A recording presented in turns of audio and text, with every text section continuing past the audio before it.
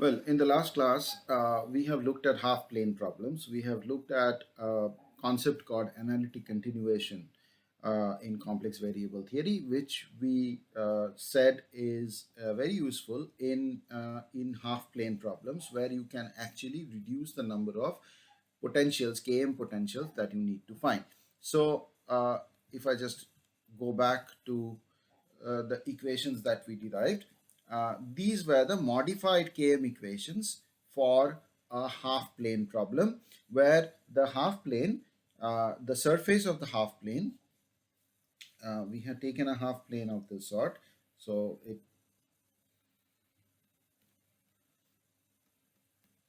we had taken a half plane of this sort, and this surface was traction free.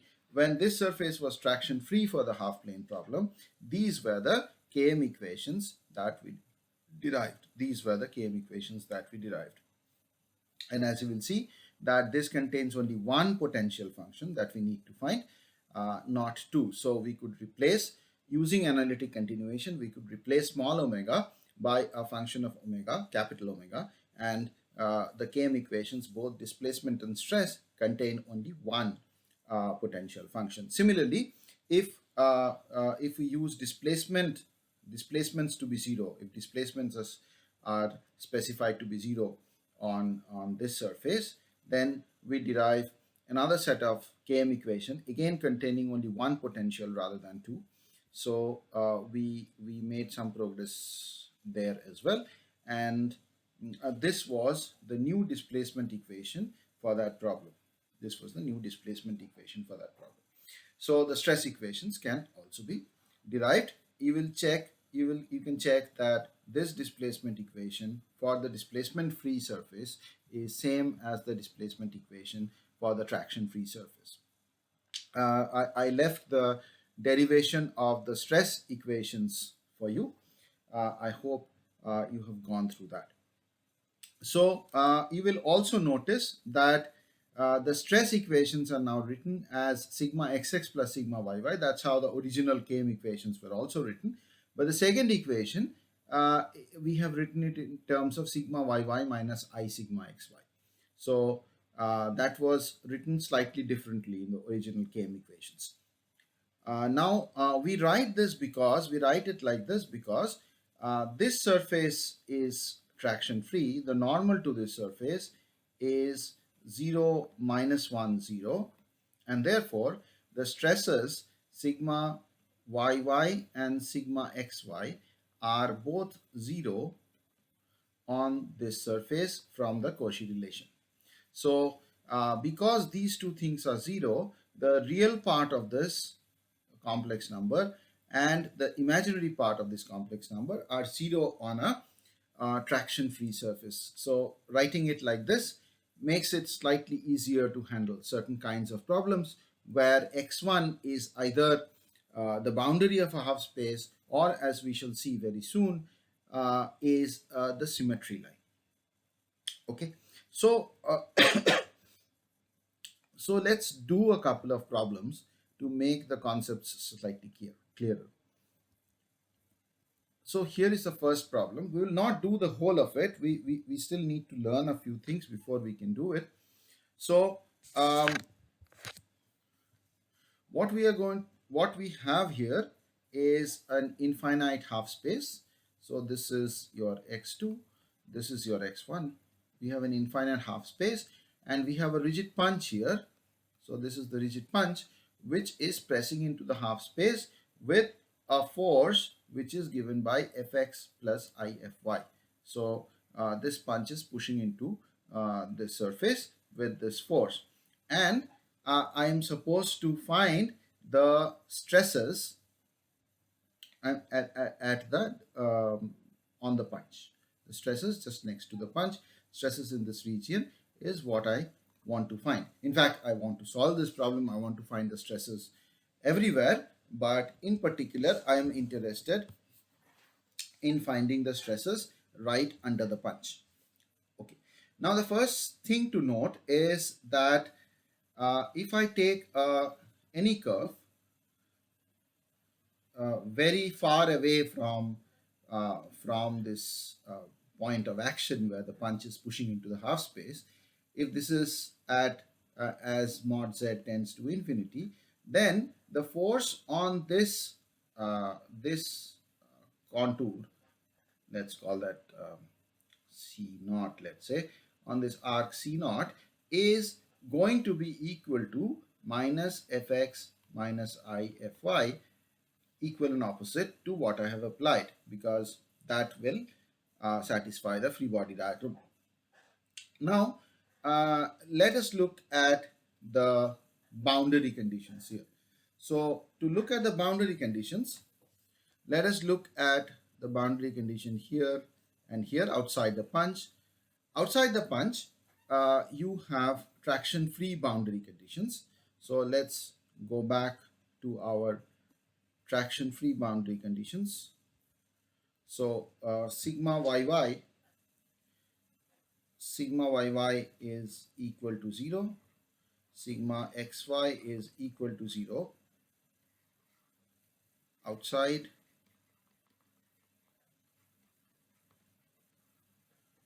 the punch, which occupies this region, sigma yy and sigma xy are equal to 0, which means this is equal to 0 as z tends to 0, y tends to 0 plus. So as you come from the top, then on this surface, as y tends to 0, you must have sigma yy minus I sigma xy equal to 0, which means as y tends to 0 plus, this would become x, this would become x plus, so this would approach the boundary from the top. This is a function of z bar, so this will become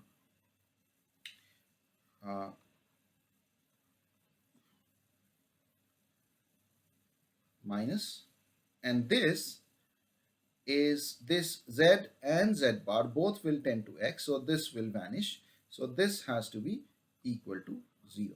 So this is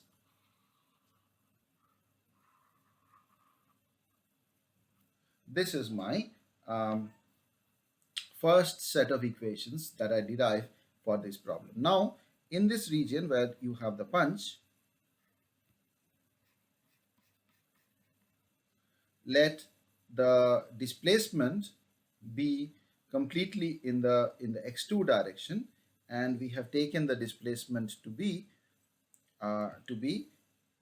delta. So suppose it has displaced by delta, so my displacement function, which is u plus iv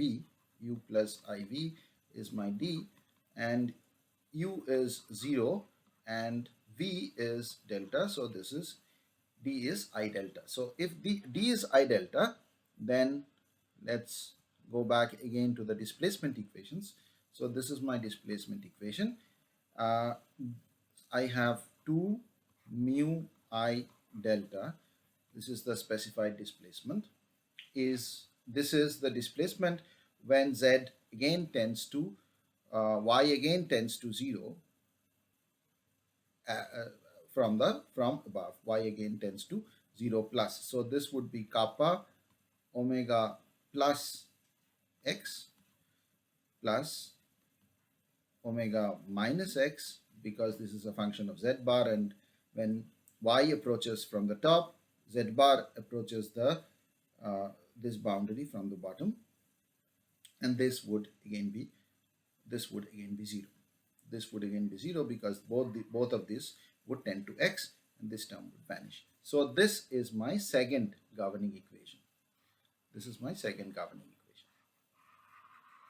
So I have to find an omega. So in order to solve the Km equations, I now have to find an omega, capital Omega, which satisfies this equation as well as this equation. This equation I get from the traction-free surfaces.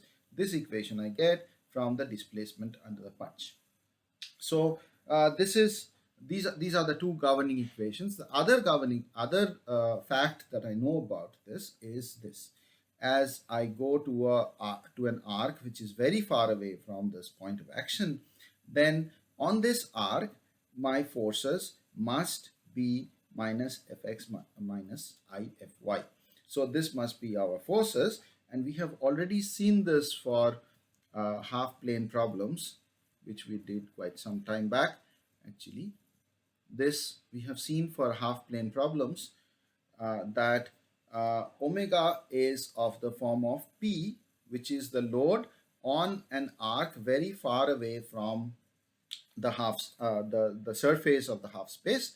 So this is the load very far away, and omega z has the form P by 2 pi log z, very far away from the surface. So in our case P is equal to minus fx minus ify. So omega z should tend to minus fx plus ify by 2 pi log z as mod z tends to infinity. So this should be our additional information that I have for the punch problem. So this are the conditions on omega that I have. So firstly, omega should be a function whose limits as you approach y equal to 0 plus should satisfy these two equations, and far away from the point of action, far away from the punch, it should satisfy this. Omega z tends to minus fx plus ify by 2 pi log z. So omega prime z should tend to minus fx plus ify 2 pi 1 by z. So it's the same statement. So omega prime z should go as 1 by z as you go far away from the punch, and omega plus and omega minus must satisfy these two equations. So basically I have to find a function which does both of these. Okay, we will just hold it in abeyance for a while and look at another problem. We will not solve it at the moment. We will have to learn a theorem before we can solve it, or we have to, not exactly a theorem, we have to learn a result before we can solve it. But let's look at another problem which is closer to our heart. It's a crack problem. So this is an infinite plate with an array of cracks.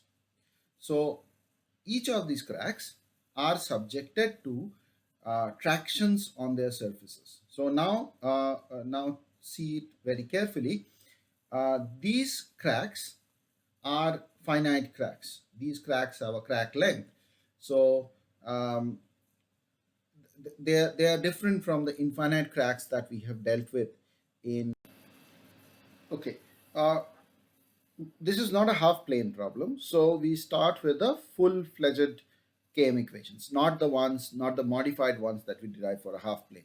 So the two stress equations, I have added them, and I have got rid of sigma xx from the two stress equations. We have done this step before, so it should be familiar to you. I have done this because this quantity is now continuous across y equal to 0 where there are no cracks, which means that this whole function is continuous across y equal to 0. If this whole function is continuous, you must be able to see that the derivative of this gives you this function. So y, the derivative, first derivative will give you this, then derivative of this will give you this plus z. So there are two terms, so I've taken the chain rule, and this will give you.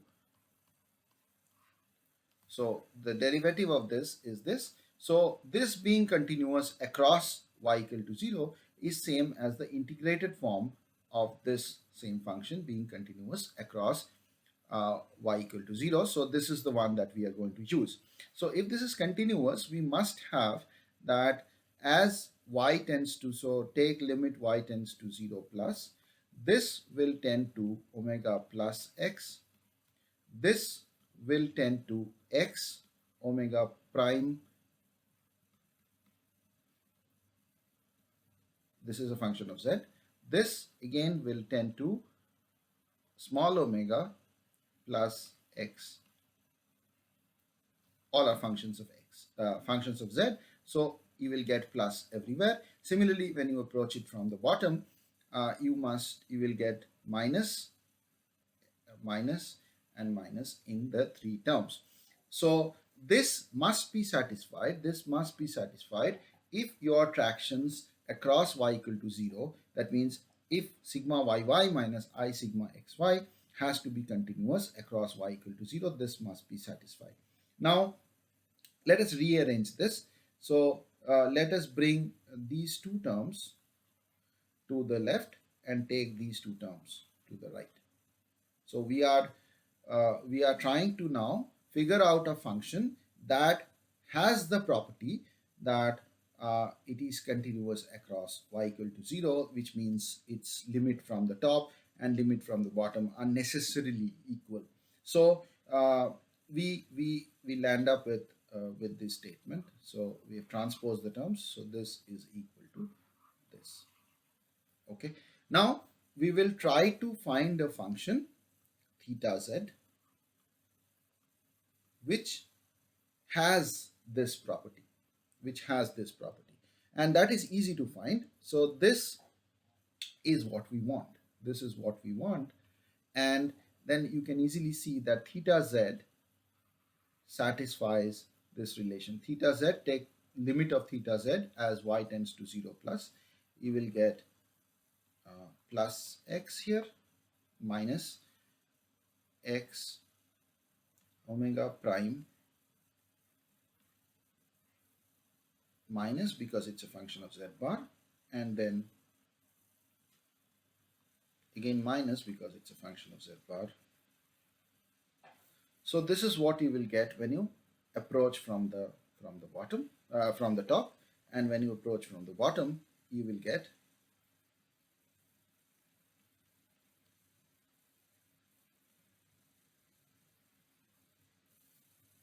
when you approach from the bottom, you will get this equal to,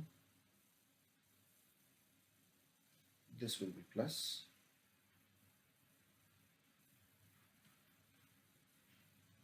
and this will be plus again.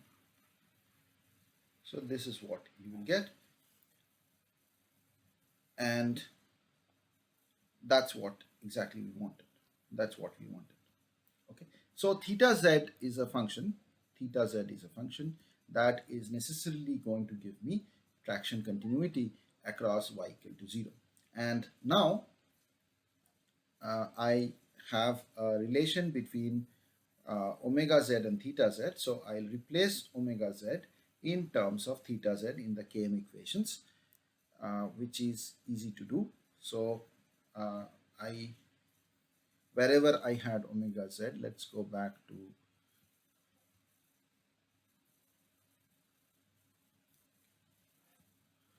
okay, these were my Km equations.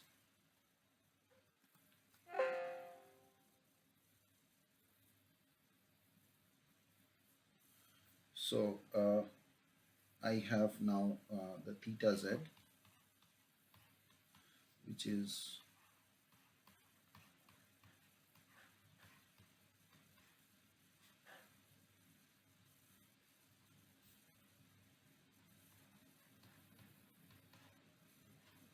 this is my theta z, and I know this is this satisfies the limit as y tends to 0 plus and y tends to 0 minus, both the limits are equal. And go back to my Km equations. So I have 2 mu d, this was my displacement Km equations, equal to kappa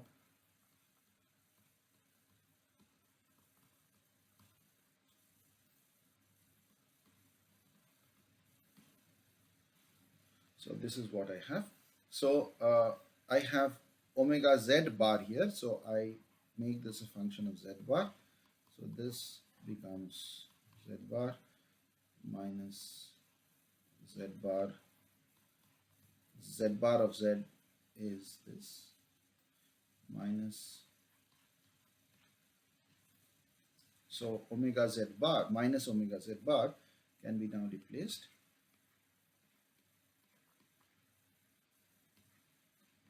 These two terms remain and minus becomes plus theta z bar minus omega z bar plus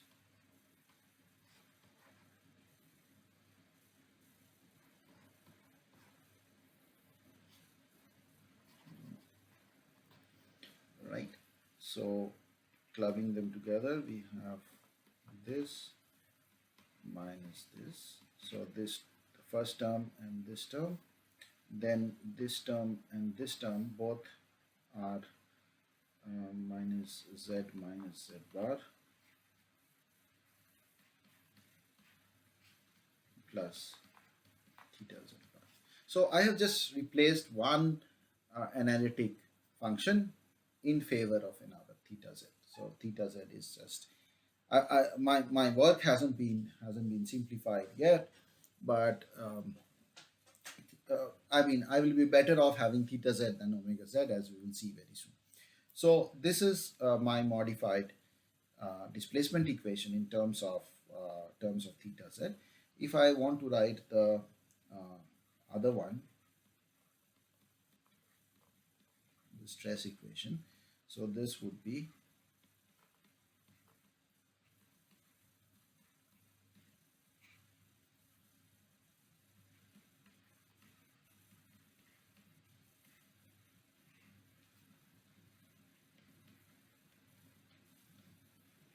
this. Now this I will want to replace, so I will have to take derivatives of this. So theta prime z bar is what I need, so I'll get, or I can do theta prime z. Okay, theta prime z would be prime z minus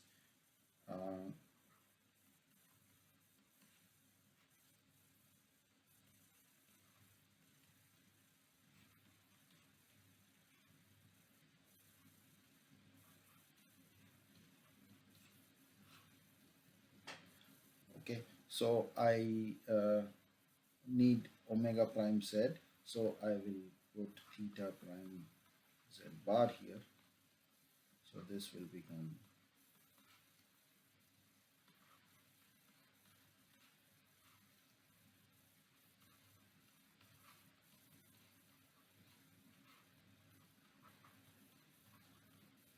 so this is what we will have. Now I will again replace omega prime z in terms of theta prime z in the stress equation here, and I should get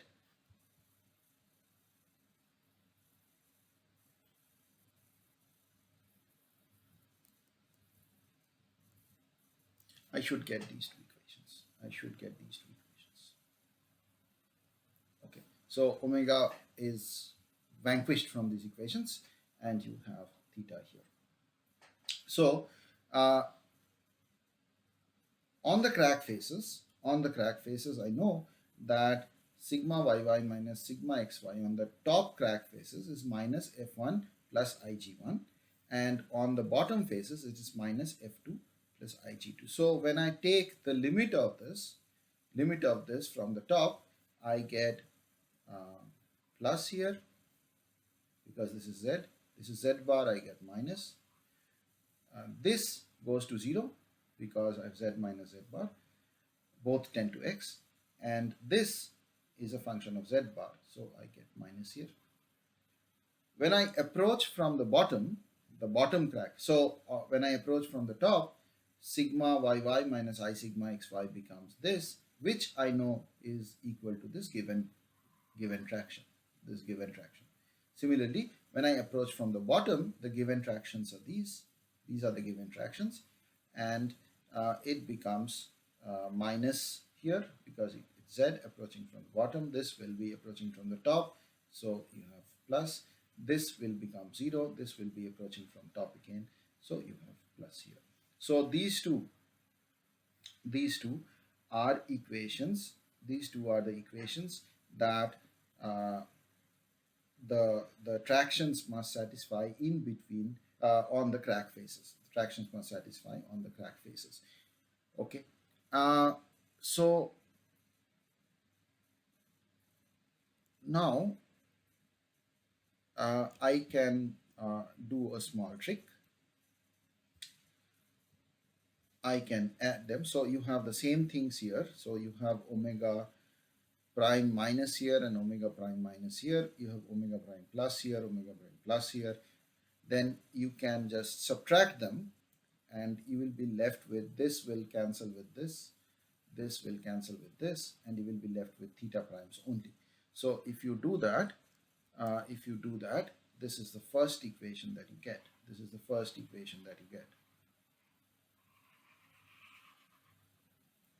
Again, if you add them, then the omega primes add up, and this is the next equation that you get by adding the two traction equations across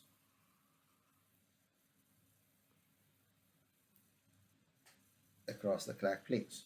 Now, if you look at these are sort of similar to what we got for the punch. So, okay, what it means is that to solve the problem, we have to find two analytic potentials, theta and capital omega, which satisfy these equations as y tends to 0 plus and y tends to 0 minus. These two equations, they must satisfy. If we can find two functions which satisfy these two equations, we are done. Now, this is similar to what we encountered in case of the punch. We got these two equations. We had to find one function, capital omega, that satisfies these two equations as y tends to 0 plus and as y tends to 0 plus. Here there was no, this is half plane problem, so you can only go y tends to 0 plus. So these are the two equations that your potential must satisfy. So we have to find an omega z that satisfies these two equations, and in the other case we have to find, in the crack case, we have to find two potentials, theta and omega, which satisfy these two equations.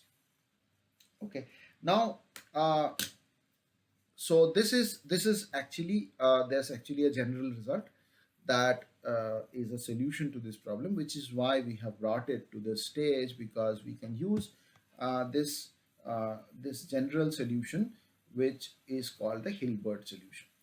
Okay, so the Hilbert solution is a bit difficult to prove. I'm not going to prove it, but the proof is there in the notes.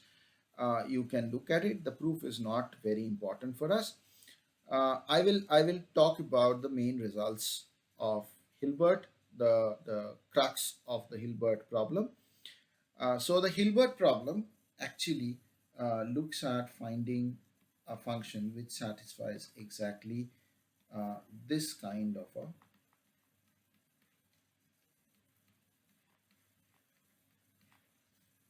So how do we find a function?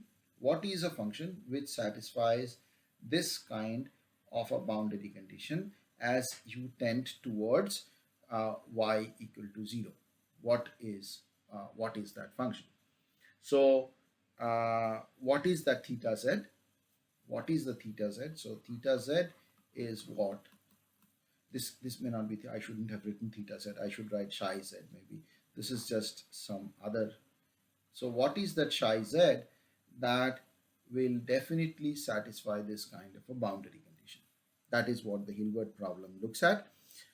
It looks at it in a more general setting. So this function fx need not be along x, but it can be along any curve.